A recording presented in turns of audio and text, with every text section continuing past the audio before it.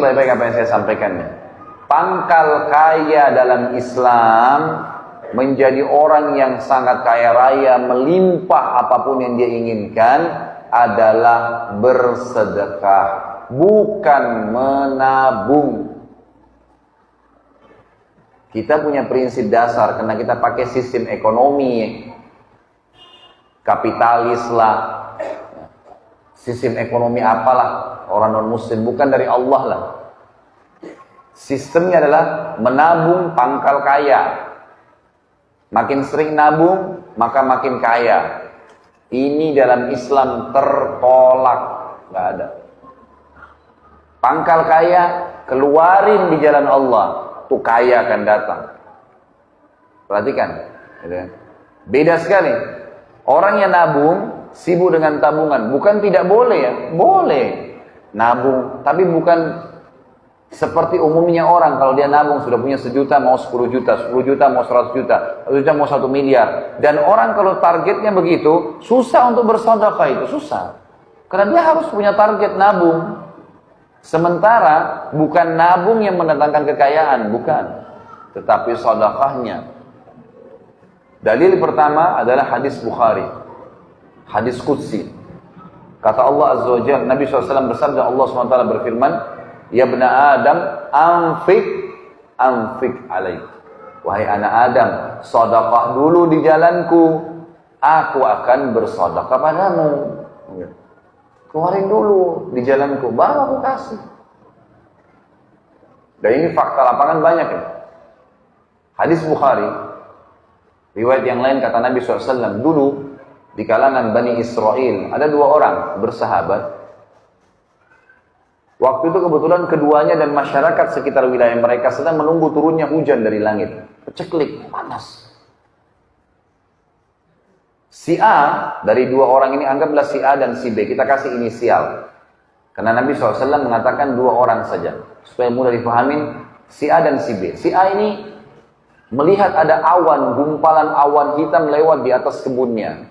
Lalu dia mendengar suara dari situ, kata Nabi SAW yang mengatakan, turunkanlah hujan di kebunnya fulan. Namanya temannya dia itu di sebelah, si B. Maka dia pun mengikuti awan tersebut, ternyata betul melewatin kebun dia di atas kepalanya, kemudian berhenti di kebun temannya dan turun lebat. Kebun-kebun lain gak ada yang kena air. Cuma dia saja temannya. Penasaran, dia tanya, apa yang kamu lakukan dengan kebunmu? Sampai Allah Azza wa Jalla memberikan kamu air hujan, kami gak dikasih. Apa kata dia? Rahasianya ikhwan, saya mengeluarkan dari keuntungan kebun ini, langsung begitu untung, sepertiganya saya keluarkan di jalan Allah. Sepertiga langsung. Sepertiganya saya kembalikan ke modal usaha. Sepertiganya lagi saya pakai untuk kebutuhan keluarga saya. Allah turunkan hujan di saat lagi tidak ada air. Ada ipar saya di Ternate, kakak saya kebetulan perempuan yang nomor 2, semoga Allah menjaga mereka semua, menikah dengan satu dokter THT dari Ternate di kota Makassar. Kakaknya beliau, ini di kota Ternate, saya pernah ceramah sampai ke sana, alhamdulillah. Kemudian ngobrol-ngobrol, pulang ceramah sekitar jam 11, jam 12 malam. Saya ngobrol-ngobrol sama kakak ipar saya ini. Sementara kami asyik ngobrol, dia lagi tanya beberapa hukum. Tiba-tiba kebetulan rumah mereka masih menggunakan seng, gitu kan. Ada suara ribut, pang gitu. Saya kaget, karena memang suaranya kayak batu yang besar dilempar gitu. Saya nggak tahu. Kemudian dia tertawa, dia senyum gitu. Dia bilang itu suara mangga yang jatuh. Oh iya, di belakang rumahnya ada pohon mangga beneran jatuh. Ya, memang suaranya besar sekali, kayak suara batu yang besar gitu. Dia bilang ini mangga. Orang sana bilang mangga madu. Kalau saya tidak tahu di sini, kalau di Jakarta bilang mangga mana lagi. Biasanya kalau dipotong itu ada percik-percik madunya gitu kan, kayak madu manis.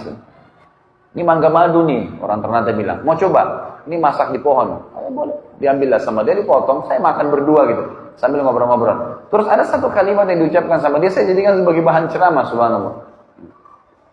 Dia bilang, ini pohon mangga saya tidak pernah berhenti berbuah sepanjang tahun. Setahu saya, gitu kan, setahu sebatas ilmu saya, nggak ada mangga berbuah sepanjang tahun itu. Pasti ada musimnya, gitu kan. Bisa 6 bulan sekali, bisa setahun sekali, gitu kan. Maka dia bilang ini sepanjang tahun. Saya bilang sama dia, kenapa kok bisa? Dikasih bibit tertentu, kan? Atau mungkin di sini lembab, hujan terus. Dia bilang enggak. Pohon mangga saya ini enggak pernah saya larang orang ambil. Pohon mangganya enggak pernah dia larang. Kemudian ikhwani, saya sudahlah selesai pembicaraan dengan dia, istirahat. Besok pagi habis sholat subuh, kemudian sudah mulai agak terbit matahari, saya ke belakang rumahnya pamit. Saya mau lihat pohon mangganya.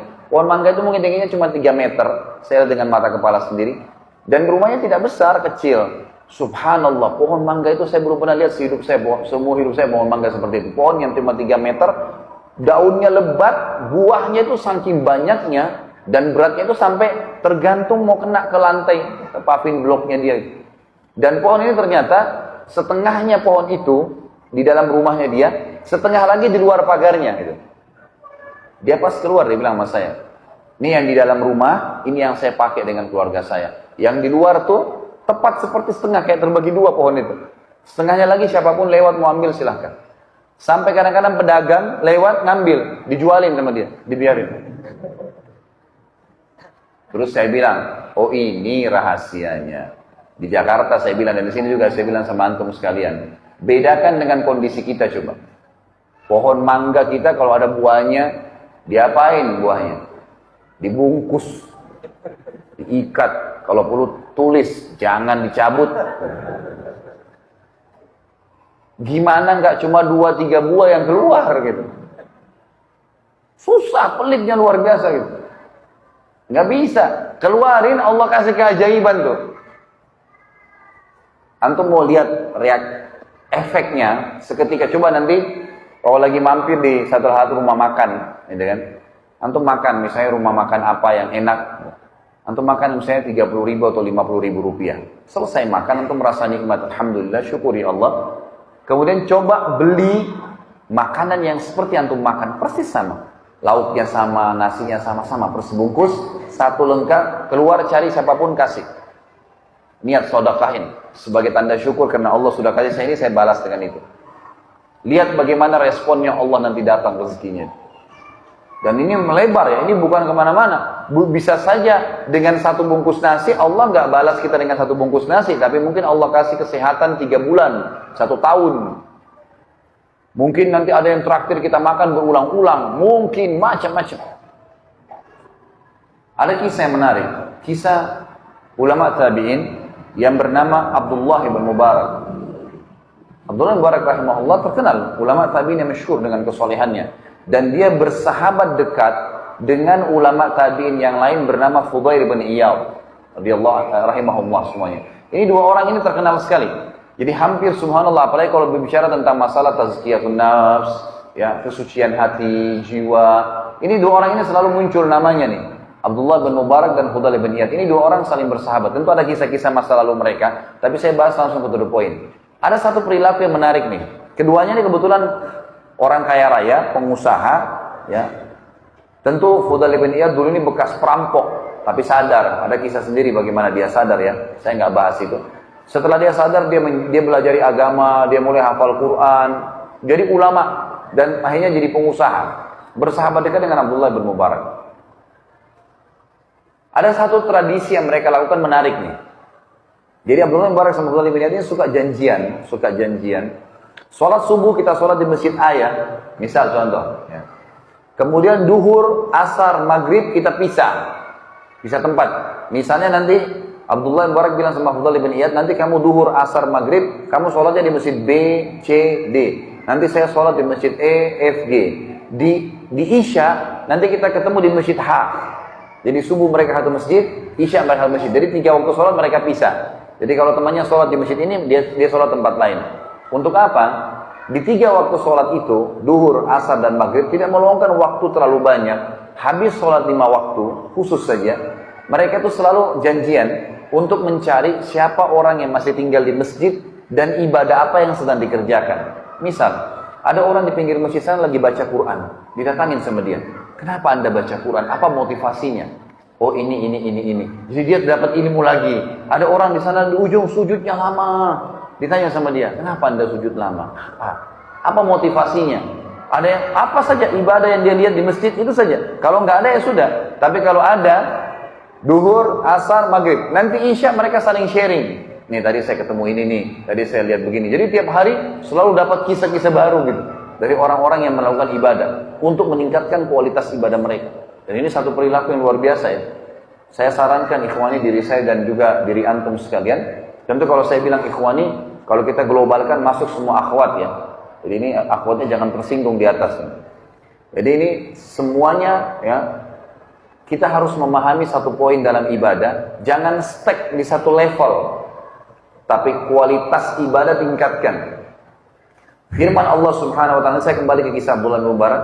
Firman Allah Subhanahu wa taala, "A'udzubillahi minasyaitonir rajim. Innallaha la yughayyiru ma biqaumin hatta yughayyiru ma bi anfusihim." Allah tidak akan mengubah keadaan satu kaum sampai mereka mengubah diri mereka sendiri. Apa kata ulama tafsir? Ini dari buruk menjadi baik. Ini sudah umum orang tahu. Misal, dia dari berbuat dosa kepada sadaran taubat. Ini sudah umum orang tahu. Tapi banyak orang tidak tahu, masuk dalam ayat ini, sudah baik menjadi lebih baik. Ini masuk di dalamnya. Kalau antum setelah ikut pengajian sunnah, udah paham sunnah Nabi SAW, kemudian merasa puas dengan ibadah yang sudah dikerjakan, tidak berusaha meningkatkan kualitasnya, maka antum akan stuck di situ nanti.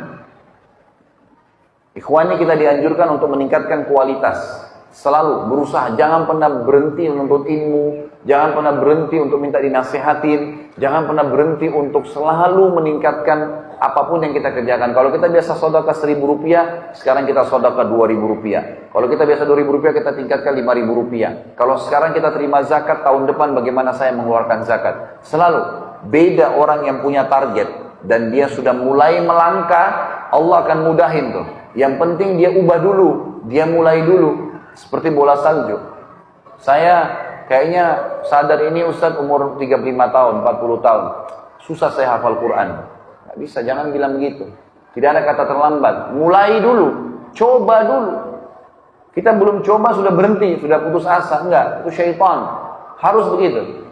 Begini rasionalnya. Kalau ada dua orang pegawai, si A dan si B. Dua-duanya diterima kerja di satu perusahaan. Dengan gaji tertentu, dengan jam kerja yang sama, juga dengan pekerjaan yang sama misalnya.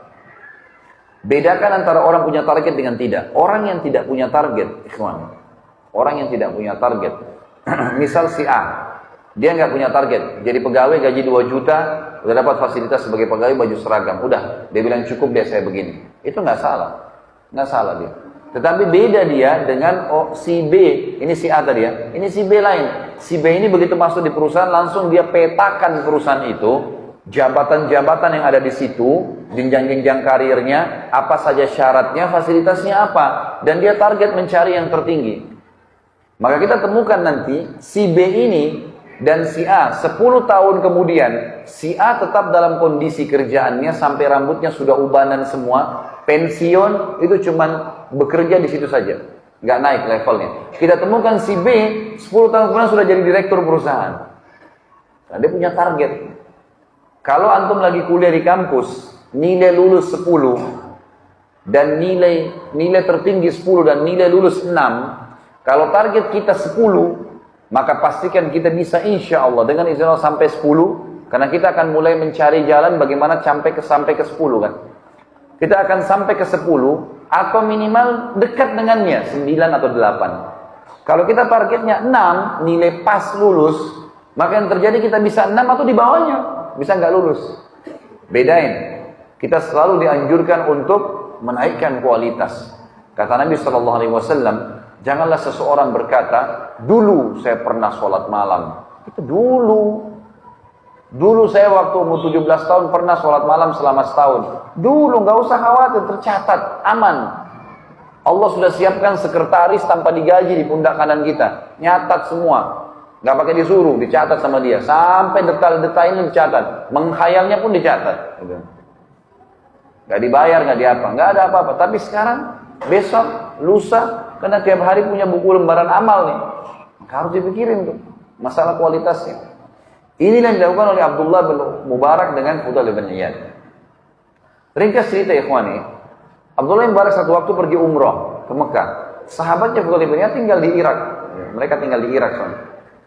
Waktu tiba di Mekah, kata Abdullah bin Mubarak, saya masuk ke Mekah, begitu saya mau tawaf, pakai baju ihram, saya lihat di dalam sekitar Ka'bah, masyarakat Mekah lagi mau pada ngumpul. Dan pada saat mereka lagi pada ngumpul, rupanya imamnya Masjid Haram dan juga gubernurnya Mekah pada saat itu mengumpulkan masyarakat untuk sholat istisqa. Karena menurut Abdullah bin Mubarak, dalam sejarah sampai di harinya beliau, belum pernah terjadi air di Mekah kering sampai sumur Zam-Zam pun hampir kering pada saat itu. Kecuali pada saat itu. Maka dia bilang, semuanya diajak sholat. Saya pun ikut sholat istisqa. Begitu selesai sholat, imamnya balik ke hadap ke makmum seperti sunnah Nabi SAW, mengingatkan mereka tentang masalah dosa, taubat, agar kembali kepada Allah Azza wa Jalla. Diingatkanlah seperti itu. Maka pada saat dia bilang sementara diingatkan, biasanya kalau doa dan sholat kita diterima, maka minimal mendung, minimal. Panasnya kurang, maksimal turun hujan langsung setelah istisqa. Gitu. Tapi di situ dia bilang, saya tidak lihat ada tanda-tanda itu. Tetap terik matahari, panas. Dia bilang, tiba-tiba mata saya melihat ke salah satu sudut pintu Masjid Haram. Di sana ada satu orang yang masuk, kulitnya hitam pekat, bajunya kumuh biasa sekali. Imamanya sudah tua, sudah lusuh. Masuk mencari salah satu sudut Ka'bah yang tidak ada orang sholat di situ. Jadi misal kita ibaratkan, maaf, HP ini Ka'bah, maka misalnya ada sisi di sekitar sini, ya, yang orang sholat, dia cari sudut yang tidak ada orang, supaya tidak ketahuan gitu. Karena waktu itu jumlah masyarakat masih sedikit. Kata Mubarak, saya lihat orang itu, perhatikan dia masuk, kemudian dia sholat di salah satu sudut Ka'bah. Lalu mulailah dia hadap kiblat, dia bertakbir. Kata Abdullah bin Mubarak, jangan tanyakan bagaimana indahnya sholatnya orang itu. Dari takbir Allahu Akbar, tenang, tumaknina luar biasa. Baca tenang, ruku Allahu Akbar, tenang, dinikmatin semua gerakannya. Karena memang setiap gerakan dan bacaan berpahala, ikhwan. Kemudian sami Allahu liman hamidah, sampai salam, indah. Kata Abdullah bin Mubarak, saya belum pernah lihat ada orang sholat seindah itu. Luar biasa. Dan kemudian Abdullah bin Mubarak bilang, saya dekatin. Tapi orang itu tidak tahu kalau lagi didekatin dari belakang. Tiba-tiba orang ini selesai salam, mengangkat tangan ke langit sambil mengatakan, Aqsamtu bika rabbi an tunazzil alaihim matara. Aku bersumpah atas namamu wahai Tuhanku, turunkanlah hujan untuk mereka tuh yang lagi sholat istisqa. Kata Abdullah bin Mubarak, kejadian aneh luar biasa, ajaib luar biasa. Tiba-tiba mendung, hujan turun lebat. Orang-orang di sana bersorak gembira, bersyukur sama Allah. Mereka pikir hujan turun karena sholat mereka. Abdullah bin Mubarak bilang, tapi saya yakin bukan karena mereka, karena orang ini. Dan orang ini subhanallah, begitu saja turun hujan, dia tutup doanya, keluar dari masjid. Nggak ngomong, nggak apa. Nggak bilang, hei ini saya yang berdoa, nggak. Keluar. Abdullah bin Mubarak ini karena dia selalu cari orang yang lebih soleh dari dia, dikejar sama dia orang itu. Orang ini jalan keluar dari masjid, lorong demi lorong, selesai sampai. Dia datang ke masjid cuma untuk doain orang supaya turun hujan tuh. Dia sampai dia masuk orang demi orang, tiba di satu rumah di tengah-tengah pemukiman masyarakat Mekah. Di situ tuh ada rumah besar, di depan pintu rumah ada satu orang badannya besar, kulit hitam juga. Orang ini berikan salam masuk ke dalam. Abdullah bin Mubarak dari jauh dikejar. Begitu tiba dia berikan salam kepada orang yang badannya besar depan rumah. Assalamualaikum warahmatullahi wabarakatuh. Dia jawab, waalaikumsalam warahmatullahi wabarakatuh. Kata Abdullah bin Mubarak, boleh saya tanya? Dia bilang, iya, silahkan. Ini rumah siapa? Kata yang di depan pintu, ini rumah saya. Rupanya ini pemilik rumahnya. Abdullah bin Mubarak tanya, yang tadi masuk itu siapa? Kata yang punya rumah ini, itu salah satu budak saya. Budak bisa diperjualbelikan ya kawan. Kalau mereka penasaran, budak, dia bilang iya. Kata Abdullah bin Mubarak, boleh nggak saya tanya lagi? Oh silahkan. Bagaimana ibadahnya orang itu? Kata tuannya, jangan anda tanyakan ibadahnya orang ini. Luar biasa. Dia kalau pagi sampai sore menjelang maghrib selalu memberikan hak saya sebagai tuannya. Tidak pernah mengeluh. Satu-satunya budak saya nggak pernah ngeluh orang ini. Nggak pernah ngeluh.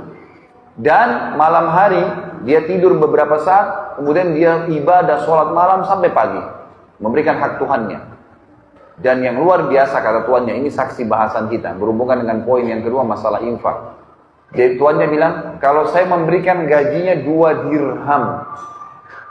Kalau kita misalnya hitung hadirin itu 5.000 rupiah, berarti 10.000 rupiah saja. 2 dirham gajinya saya kasih, maka gitu kan, dia mengeluarkan 1 dirhamnya untuk orang susah, orang miskin, dan 1 dirham dipakai sama dia. Bisa ditangkap tidak maksudnya? Kalau antum terima gaji 1.500.000 dikeluarin untuk orang susah. Padahal antum susah. Jadi ternyata mengeluarkan sedekah tidak butuh tunggu kaya. Sampai kapan antum mau tunggu kaya baru sedekah? Tapi di sini kita lihat dia mengeluarkan setengah gajinya, ikhwan. Ini nggak gampang ini. Setengah gaji dikeluarkan sementara dia susah. Kata Abdullah bin Mubarak, itu sebabnya. Boleh nggak saya beli budak ini? Kata tuannya, tuan rumahnya bilang apa? Maaf, saya nggak jual. Budak ini banyak berkahnya.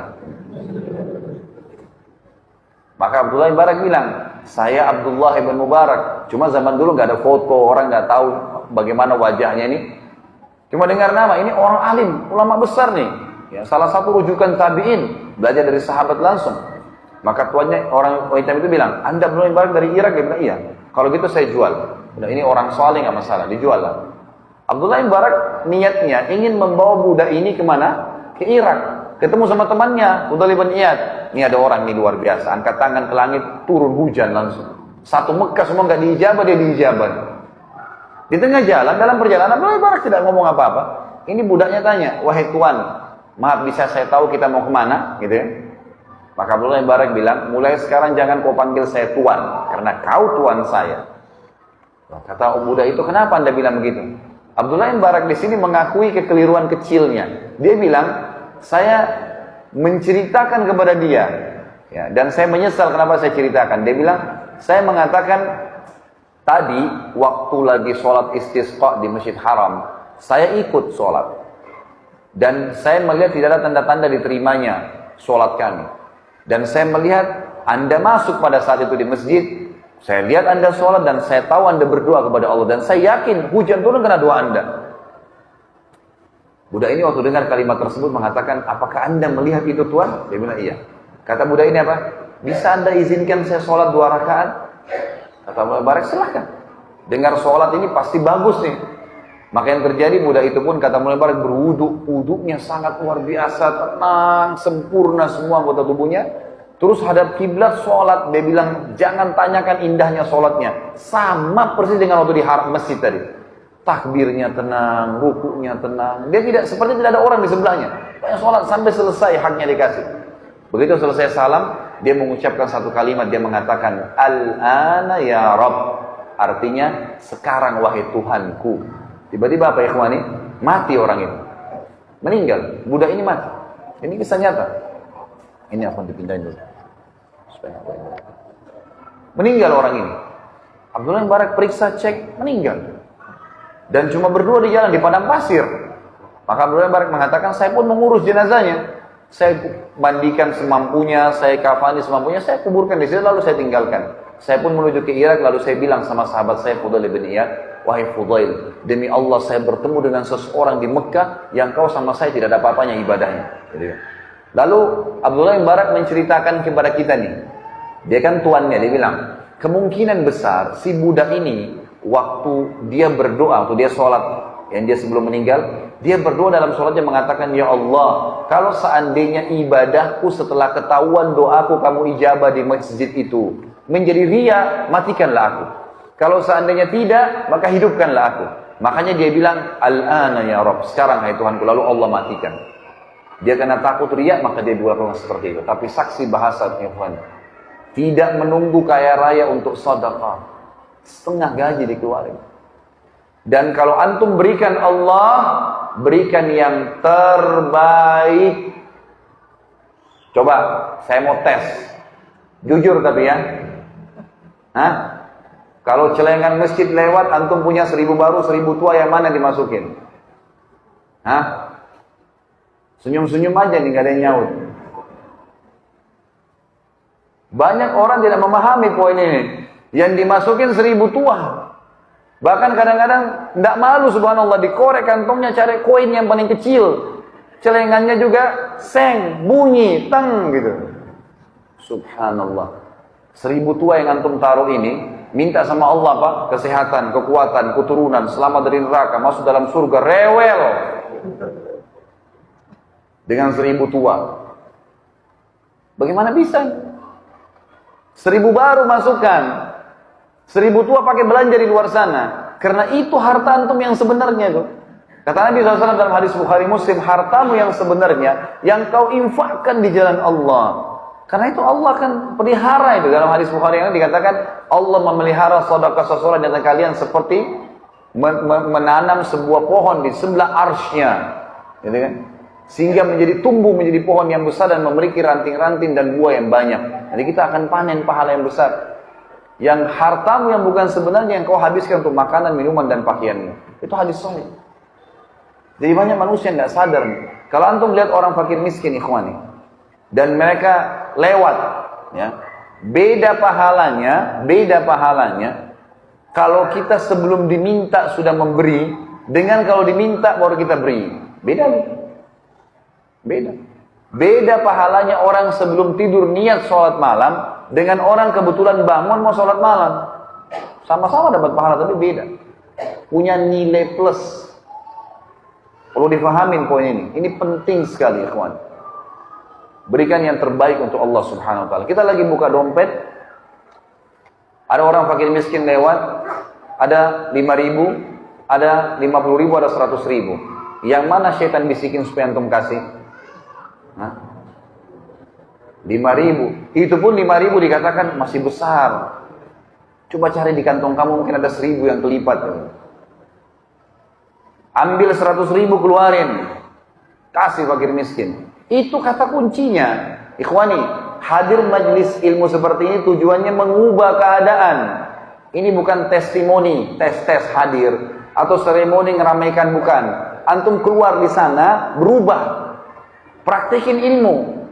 Ini bukan cuma dongeng kita duduk di sini di masjid cerita-cerita kosong, enggak. Semua kisah nyata yang saya sampaikan ikhwani masukkan dalam hati, praktekin.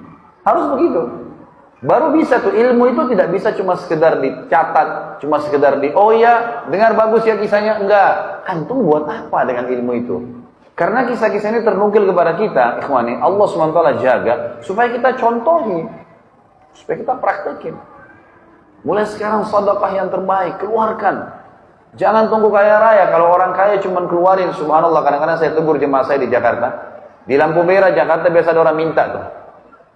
Ada fakir miskin susah, bajunya sudah rusak, kesian kotor, ya Allah, sudah luar biasa. Itu mobilnya mewah. Begitu ketok-ketok kaca, dibuka sedikit kacanya. Dikeluarin jarinya, yang keluar koin 500 rupiah. La ilaha illallah. Mobil mewah, cerminnya lagi ditutup, sudah dibuka, nggak mau lihat orang susah itu. Buka cermin antum tuh. Ambil uang 5.000, 10.000, kasih ke tangannya dia. Kalau sesama jenis, salaman sama dia, ya kawan. Jangan sampai masukkan dalam hati. Siapa dalam kesombongan, siapa dalam hatinya ada sifat sombong seperti biji sawi, tidak akan cium bau surga. Kata Nabi SAW dalam hadis Bukhari yang lain, innama turzaquna li fuqaraikum. Kalian dikasih rezeki justru karena orang-orang susah kalian tuh. Mereka itu. Ibnu Abbas kalau nggak mendapatkan ada yang datang minta-minta ke rumahnya, beliau keluar radhiyallahu anhu cari orang lalu dikasih.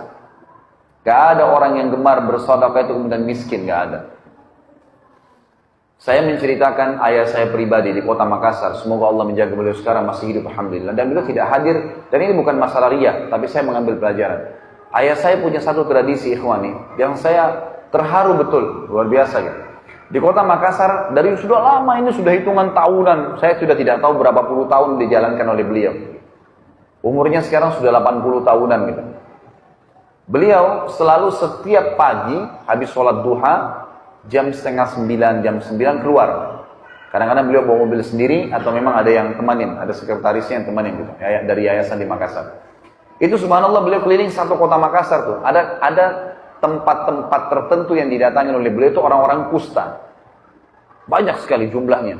Di tempat mereka kumpul.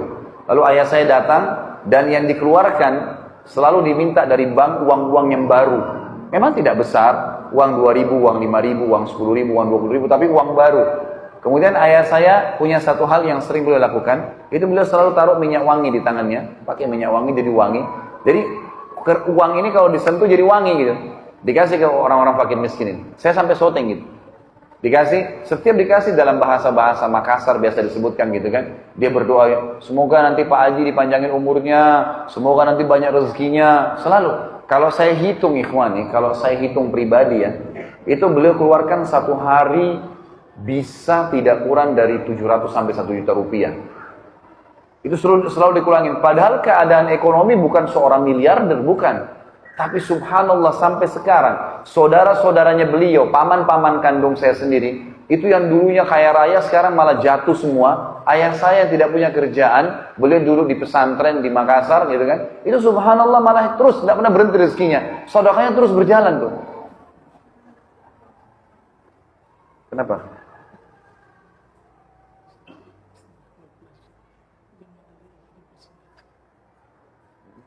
Kenapa? Oh gitu. Baik, kita ambil pelajaran saya dari itu tadi dan karena melihat waktu, jadi saya insya Allah ringkaskan sampai di situ. Baik, kita lihat masalah infak ini. Firman Allah Subhanahu Wa Taala surah Al-Baqarah urutan 2 ayat 254. Ini dalil yang kedua setelah hadis qudsi tadi tentang bersedekah. Allah SWT berfirman, A'udzubillahi minasyaitonir rajim, ya ayyuhalladzina amanu anfiqu mimma razaqnakum min qabli an ya'tiya yaumun la bay'un fihi wa la khullatun wa la syafa'ah wal kafiruna humudz zalimun. Hai orang-orang yang beriman, berinfaklah apa yang kami berikan rezeki kepada kalian sebelum datang hari kiamat nanti. Enggak ada transaksi, enggak ada kasih sayang, enggak ada saling tolong menolong, dan orang-orang kafir mereka lah orang-orang yang zalim. Jadi kalau bahasa saya pribadi, ikhwani, kalau misal kita meninggal dunia dan memiliki rekening yang banyak uangnya, sementara kita masih jarang bersedekah, pastikan antum akan menyesal. Kenapa nggak disodokahkan? Maka sodokahkan, maka akan batang hasil yang luar biasa. Dalam riwayat sahih disebutkan Abdurrahman bin Auf pernah kedatangan satu peti keuntungan dari dagangannya. Kemudian beliau tidak bisa tidur dan beliau berkata, waktu istrinya tanya, kenapa Abdurrahman? Dia bilang, saya nggak bisa tidur, gelisah lihat keuntungan ini. Maka dia pun akhirnya mengatakan, saya akan sodokahkan. Kata istrinya, sodokahkan. Dia sodakahin. Habis semua malam itu. Dikeluarkan jalan Allah. Besok datang 2 peti. Dikeluarin lagi, lusa datang 3 peti. Sampai Abdurrahman bin Auf menjadi miliardernya sahabat. Ini tentu akan ada bahasan sendiri. Tapi itu buktinya. Kemudian surah yang lain, surah Ibrahim urutan 14 ayat 31 sampai 34. A'udzubillahi minasyaitonir rajim. Qul li ibadiyalladzina amanu yuqimus sholata wa yunfiqu mimma razaqnahum sirran wa alaniyatan min qabli an ya'tiya yaumun la bay'un fihi wa la khilal. Katakanlah kepada hamba-hambaku yang beriman, mereka dirikan sholat, mereka mengeluarkan apa yang telah kami berikan kepada mereka, rezeki, makanan, pakaian, uang, dan seterusnya, baik secara sembunyi-sembunyi atau terang-terangan. Jadi kadang-kadang di depan umum ada orang yang minta, nggak mungkin kita nolak, gitu kan? Sebelum datang hari yang tidak ada transaksi dan tidak ada lagi kasih sayang, maksudnya hari kiamat di mahsyar. Kita tahu firman Allah SWT, A'udzubillahi minasyaitonir rajim, yauma yafiru mar'u min akhi wa ummihi wa abi wa sahibatihi wa bani. Pada hari kiamat orang lari dari saudara kandungnya, dari ibu dan ayahnya, dari pasangan hidupnya dan juga dari anak-anaknya. Karena susah pada saat itu. Maka tidak lagi transaksi. Kata Allah, yang menyuruh kalian sholat dan menginfakkan apa yang kalian inginkan, apa yang kalian dapatkan rezeki supaya bertambah rezeki kalian. Allah bilang, Allahul ladzi khalaqas samawati wal arda wa anzala minas samai ma'an fa akhraja bihi minats thamarati rizqan lakum. Allah lah yang telah menciptakan langit dan bumi dan juga menurunkan dari langit air, kemudian mengeluarkan dengan air itu buah-buahan sebagai rezeki buat kalian. Itu yang menyuruh kalian dirikan sholat dan mengeluarkan infak di jalannya.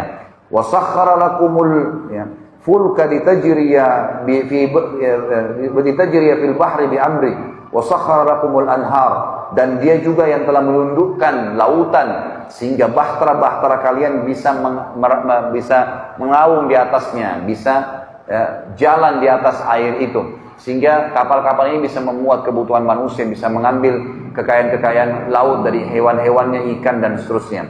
Dan juga Allah tundukkan buat kalian sungai-sungai. Wa sakhkhara lakumus syamsa wal qamara da'ibain, dan juga dia menundukkan buat kalian matahari dan bulan yang da'ibain, rutin. Setiap pagi begini terbit sampai terbenam malam, kemudian malam ada bulan, terus begitu memenuhi kebutuhan manusia. Wa sakhkhara lakumul laila wan nahar, dan dia juga telah menundukkan buat kalian malam dan siang. Wa ataakum min kulli ma sa'altumuh, dan dia memberikan kepada kalian semua yang kalian minta. Wa in ta'uddu ni'matallahi la tuhsuha. Kalau kalian ingin menghitung-hitung nikmat Allah maka kalian tidak akan mampu. Innal insana ladzalumun kafar. Sesungguhnya manusia itu zalim terhadap dirinya sendiri. Dia tahu dengan bersyukur, dengan bersedekah bisa bertambah tapi dia tidak mau. Kafar, suka memungkiri nikmat Allah Subhanahu wa taala. Yang ketiga adalah halalan thayyibah. Menikmati yang halal dan meninggalkan yang haram. Halal yang Allah bolehkan, haram yang Allah larang, gitu kan? Jauhi semua. Pokoknya haram sedikit pun jangan sentuh. Syubhat saja tinggalkan, tak perlu. Antum tidak akan mati gara-gara tinggalkan yang haram, tidak. Kadang-kadang orang kena gengsi, restoran ini dikenal namanya. Ini syubhat, mungkin halal, mungkin tidak apa-apa deh, yang penting saya coba, nggak bisa. Sedikit masuk yang haram bisa berbahaya. Ingat sabda Nabi SAW dalam hadis Bukhari, lahmun nabata min suhtin an-naru awla bihi. Daging yang tumbuh dari hal yang haram maka neraka lebih pantas baginya. Allah Subhanahu wa taala menyuruh kita menikmati yang halal dan thayyib. Halal yang dibolehkan, halal thayyib ini berkualitas. Jadi termasuk mensyukuri nikmat ikhwani dan akhwati adalah kalau kita punya ada anggur dengan harga 50.000 per kilo dan ada anggur harganya 100.000 per kilo. Antum mampu beli yang 100.000, beli yang 100.000, itu bukan mubazir. Tapi itu termasuk bagian dari syukur nikmat. Termasuk bagian dari syukur nikmat. Kita pengen baju, ada baju harga 50.000, ada baju 100.000. Dan kita mampu beli yang 100.000, beli yang 100.000, nggak apa-apa. Yang penting dalam kaidahnya ulama bilang, la ifrat wala tafrit. Ifrat itu terlalu berlebihan, dan tafrit terlalu pelit. Berada di tengah-tengahnya. Tidak perlu juga kita punya 100 lembar baju. Tidak perlu juga kita punya 10 mobil, tapi boleh dalam Islam menggunakan kendaraan yang mewah, rumah yang bagus, memakan makanan yang berkualitas, itu semua diperintahkan dalam agama. Pernah Abu Hanifah kedatangan seseorang muridnya, yang berantakan bajunya, rambutnya juga berantakan, hadir di majelisnya. Abu Hanifah rahimahullah seorang ulama mazhab 4, salah satunya dan terkenal dengan kekayaannya. Beliau pedagang, pemasok terbesar di Irak waktu itu, sutra, kain sutra. Imam Abu Hanifah selesai bubar pengajian, melihat orang itu masih ada lalu dipanggil. Kata Imam Abu Hanifah rahimahullah, coba kamu ke mihrab, angkat sejadah saya, ambil apa yang dibawa sejadah. Maka orang ini pun datang, mengangkat, ternyata di bawah ada sekitar 500 dirham uang. Lalu kata orang ini dibawa, ini imam. Imam ini kayak kita sekarang kiai atau guru gitu. Ini, kata Abu Hanifah, ambillah, perbaiki keadaanmu. Ambil. Imam Abu Hanifah mau sedekahkan gitu. Orang itu tiba-tiba mengatakan kalimat yang aneh gitu. Dia bilang, tapi saya orang kaya imam, saya nggak butuh. Kata Abu Hanifah, kalau begitu, melihat keadaannya dia berantakan, bajunya kotor, rambutnya berantakan. Maka Imam Hanifah mengatakan, mana kau dari sabda Nabi SAW? Inna Allah yuhibbu an yara athara ni'amihi ala abdi. Allah suka melihat bekas nikmatnya pada hambanya. Jadi di sini kita dibolehkan. Jangan pernah antum mengatakan dengan pakai baju kumuh, baju kotor, makan roti kering bagian dari Islam. Sama sekali tidak. Nabi SAW menggunakan baju dari kain putun Yaman. Nabi SAW memiliki kuda yang terbaik. Nabi SAW suka menjaga kebersihan dan wangi badannya, pakaiannya dan seterusnya, gitu kan? Tapi Nabi SAW tidak berlebih-lebihan, tidak berlebih-lebihan. Allah SWT mengatakan tentang masalah ini dalam surah Al-Maidah urutan 5 ayat 87 sampai 88. A'udzu billahi minasyaitonir rajim. Ya ayyuhalladzina amanu la tuharrimu thayyibati ma ahallallahu lakum wa la ta'tadu. Hai orang-orang yang beriman, jangan kalian haramkan kebaikan-kebaikan. Maksudnya gara-gara mau perhitungan akhirnya tidak mau beli makanan yang lebih enak. Enggak boleh, asal jangan berlebihan, jangan mubazir, gitu kan. Jangan kalian haramkan kebaikan-kebaikan yang telah Allah halalkan buat kalian, dan jangan ta'tadu, jangan berlebihan. Innallaha la yuhibbul mu'tadin. Allah tidak suka dengan yang berlebihan. Wa qulu mimma razaqakumullahu halalan thayyiba. Makan, minum, nikmatin apa yang telah Allah siapkan sebagai rezeki yang halal, yang boleh dan thayyiba, yang berkualitas. Wattaqullaha alladzi antum bihi mu'minun. Bertakwalah kepada Allah yang kalian kepadanya beriman. Dalam surah An-Nahl urutan 16 ayat 114, Allah SWT juga berfirman, A'udzubillahi minasyaitonir rajim. Fakulu mimma razaqakumullahu halalan thayyiban washkuru ni'matallahi in kuntum iyyahu ta'budun. Makanlah dan minumlah apa yang telah Allah jadikan sebagai rezeki kalian yang halal, yang dibolehkan saja, dan thayyibah, serta yang berkualitas. Dan bersyukurlah, syukuri nikmat-nikmat Allah itu kalau kalian kepadanya menyembah.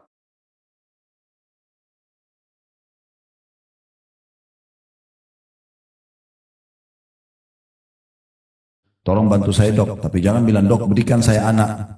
Itu nggak bisa. Karena itu yang bisa memberikan hanya Allah Subhanahu wa taala gitu.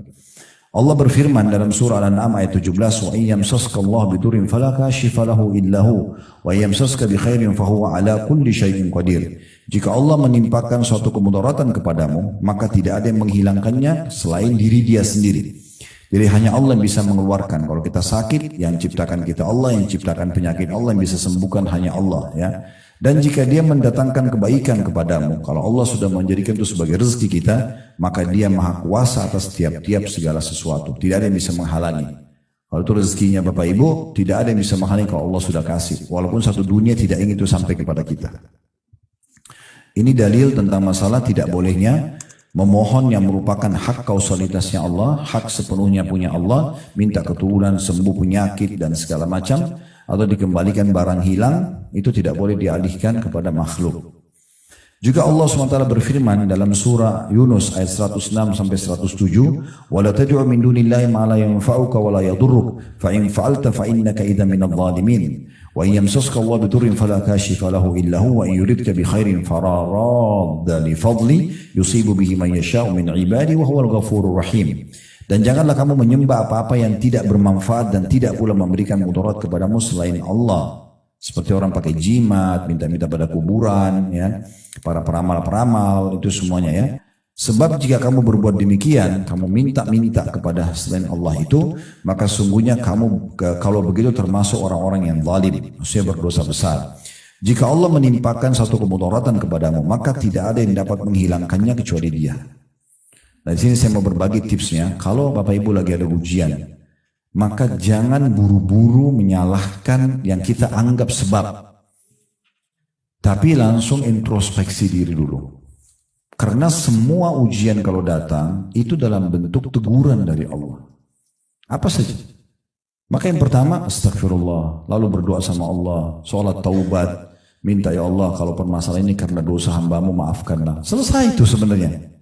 Tapi kita masalahnya cari tahu di kalangan manusia ini siapa penyebabnya. Lalu kita ribut, kita bertengkar, kita ribut. Tidak ada manfaatnya. Allah yang mendatangkan orang-orang ini sebagai penyebab untuk menjadi teguran buat kita. Kita harus lebih ke situ melihatnya. Karena di sini katakan jika Allah menimpakan satu kemudaratan kepadamu, maka tidak ada yang dapat menghilangkannya kecuali Dia. Dan jika Dia menghendaki kebaikan bagi kamu, maka tak ada yang dapat menolak karunia-Nya. Tidak ada yang bisa menghalangi itu. Dialah yang memberikan kebaikan itu kepada siapa yang dikehendakinya di antara hamba-hambanya, dan Dia yang maha pengampun lagi maha penyayang. Jadi sekali lagi saya ingatkan, kalau kita sehat, kita lagi banyak nikmat, yang ciptakan kita Allah, yang ciptakan nikmat itu Allah, yang bisa pertahankan hanya Allah. Minta dan bersyukur padanya, selesai urusannya. Makhluk akan Allah datangkan untuk memenuhi kebutuhan kita. Kalau kita sedang sakit, lagi ada musibah, difitnah orang dan segala macam, harta kita diambil, yang ciptakan kita Allah, yang ciptakan ujian itu Allah, yang bisa memberikan jalan keluar hanya Allah. Maka langsung introspeksi diri, muhasabah, sholat, taubat, istighfar, selesai urusannya. Ya. Selanjutnya Allah SWT juga berfirman dalam surah Al-A'raf ayat 194 yang bunyinya, "Innal ladzina tad'una min dunillahi ibadun amsalukum fad'uuhum falyastajibu lakum in kuntum shadiqin." Sesungguhnya berhala-berhala atau apapun yang kalian seru selain Allah itu adalah makhluk yang lemah yang serupa juga dengan kalian. Maka serulah berhala-berhala itu, lalu biarkanlah mereka memperkenankan permintaanmu jika memang orang-orang itu benar. Jadi maksudnya semua selain Allah makhluk. Kita sama malaikat sama, kita sama jin sama, kita sama matahari dan bintang-bintang sama, kita sama udara, sama air, semuanya sama. Ciptaan Allah, makhluk. Allah jadikan mereka fasilitas justru untuk mendekatkan diri kepada Allah. Ya, bukan kita minta-minta pada benda-benda ini. Kan gitu. Ini sayang sekali kalau orang tidak paham. Banyak orang di negeri kita ini, dalam sholat mereka mengatakan, Iyyaka na'budu wa iyyaka nasta'in. Hanya kepadamu ya Allah kami menyembah. Hanya kepadamu kami minta tolong. Habis salam minta kuburan sebelah masjid. Tolong sembuhin saya, tolong mudahin urusan saya, tolong mudahin jodoh saya, tolong bukain rezeki saya. Lalu mana komitmen tadi Iyyaka na'budu wa iyyaka nasta'in ini? Ya. Dan Nabi SAW ajarkan kepada kita doa yang luar biasa dalam meminta kepada Allah. Kata Nabi SAW, minta segala sesuatunya pada Tuhan kalian sampai tali sendal kalian. Tali sendal minta sama Allah. Ini saya singgung waktu di awal kita bahas buku ini ya. Banyak orang kadang-kadang mau berdoa tapi yang dianggap besar saja. Itu pun kalau sudah mentok di manusia nggak bisa baru minta sama Allah. Ini sakit nih, pergi dokter 1 nggak sembuh, 2 nggak sembuh, 3 nggak sembuh, 30 dokter nggak sembuh baru sholat tahajud. Baru umroh minta doa di tawaf. Kenapa nggak dari awal sholat tahajud dan umroh? Baru nanti Allah mulain dokter dan resep yang cocok. Itu yang benar. Makanya nggak sembuh-sembuh, masalahnya nggak selesai-selesai gitu kan? Karena dia nggak kembali kepada Tuhannya Allah. Yang lainnya semua makhluk penyebab saja, gitu kan. Selanjutnya Allah juga berfirman dalam surah Al-A'raf 197, "Walladzina tad'una min duni la yastati'una nasrakum wala anfusahum yansurun." Dan berhala-berhala yang kamu seru selain Allah tidaklah sanggup menolongmu, bahkan tidak dapat menolong dirinya sendiri. Itu jimat-jimat, ya hati-hati ya. Saya pernah bahas masalah ini Bapak Ibu sekalian, waktu itu di Kemang ada satu pengajian, itu satu ibu keluar, dia liatin saya, Ustaz ini kalau seperti ini jimat bukan? Rupanya dia keluarin kayak satu map kecil warna biru, dibuka dalamnya ada kertas fotokopian. Betul saya buka saya sudah tahu itu jimat. Karena bahasa Arab huruf hijaiyah dibolak-balik, gambar pedang, gambar bebek, gambar apalah. Tidak pernah Nabi ajarin ini. Ya gitu, ditulis macam-macam. Untuk apa ini Bu katanya? Itu dibayar loh, mau 5 juta atau berapa? Kertas fotokopi gitu kan.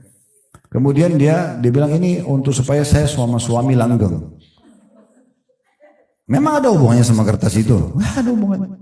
Berdoa sama Allah dan di alam manusia Allah sudah kasih. Mau pasangan suka sederhana kok. Tatapan matanya syahdu, lisannya santun, tangannya ramah, baik, tulus. Selesai orang suka gitu kan. Tidak usah lintas alam bawa foto ke dukun, suruh jin yang datang. Untuk apa? Kesyirikan kepada Allah. Itu kan lintas alam, penjahat dimasukin ke rumah, gitu kan? Itu kan tidak perlu semuanya. Itu contoh-contoh dan banyak sekali masalah ini. Saya juga pernah itu hari di puncak mampir di satu restoran. Mampir tidak sekali sama teman saya gitu. Dia kebetulan kenal pemilik restoran cukup besar. Kemudian saya sholat di musolahnya karena masjid cukup jauh dan kami lagi musafir waktu itu.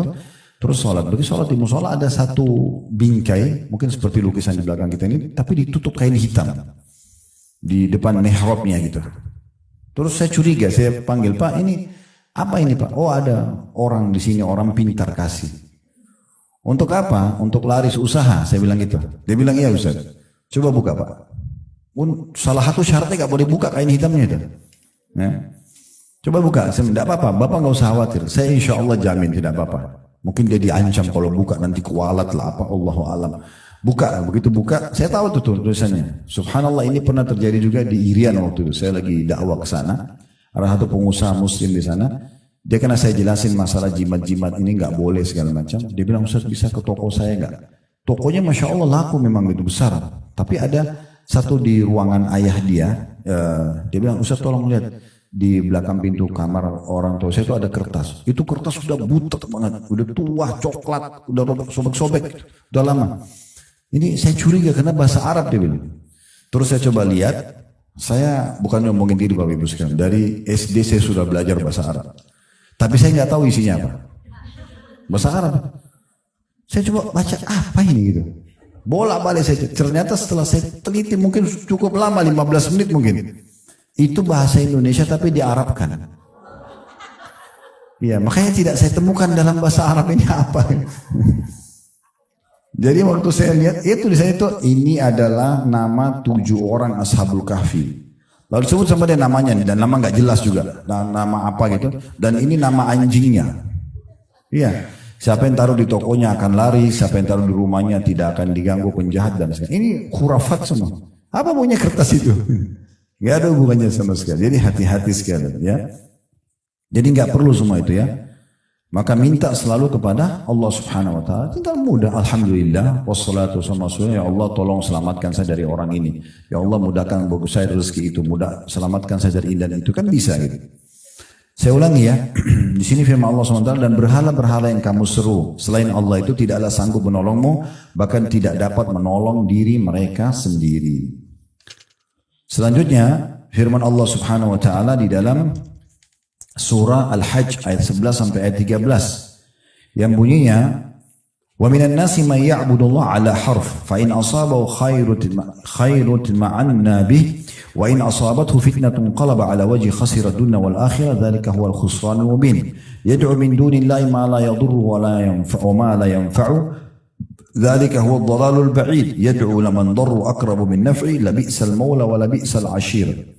Dan di antara manusia ada orang yang menyembah Allah dengan berada di tepi saja. Maksudnya hanya asal-asalan, ya. Maka jika ia memperoleh kebaikan, tetaplah ia dalam keadaan itu, tetap beribadah kepada Allah. Dan jika ia ditimpa satu bencana, ujian, berbaliklah ia ke belakang, malah tambah jauh dari Allah. Rugilah ia di dunia dan di akhirat. Padahal kalau dia sedang ada ujian, tadi saya bilang langsung kembali kepada Allah. Clear sebenarnya kalau kembali kepada Allah, langsung wudu, sholat taubat, berdoa, clear. Ya, dengan rugilah orang itu kalau dia begitu dia ada diuji ujian, lalu dia malah kembali ke belakang, tidak menyembah Allah. Rugi dunia, rugi akhirat. Yang demikian itu adalah kerugian yang nyata. Ia menyeru selain Allah sesuatu yang tidak dapat memberi mudarat dan tidak pula memberi manfaat kepadanya. Yang demikian itu adalah kesesatan yang jauh. Ia menyuruh sesuatu yang sebenarnya mudaratnya lebih dekat daripada manfaatnya. Sesungguhnya yang diserunya itu adalah sejahat-jahat penolong dan sejahat-jahat kawan. Maksudnya yang dia seru selain Allah subhanahu wa ta'ala. Ya. Ini berarti juga dalil menyebutkan tentang masalah tidak bolehnya syirik kepada Allah subhanahu wa ta'ala, ya.